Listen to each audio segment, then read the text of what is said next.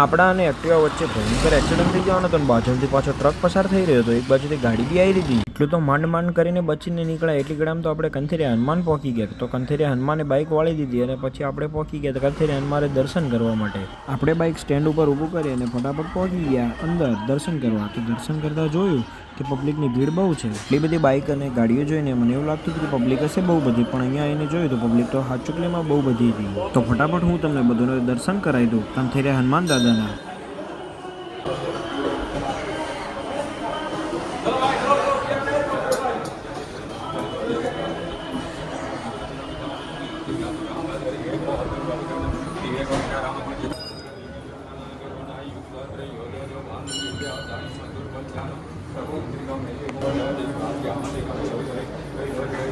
Jay Shri Ram.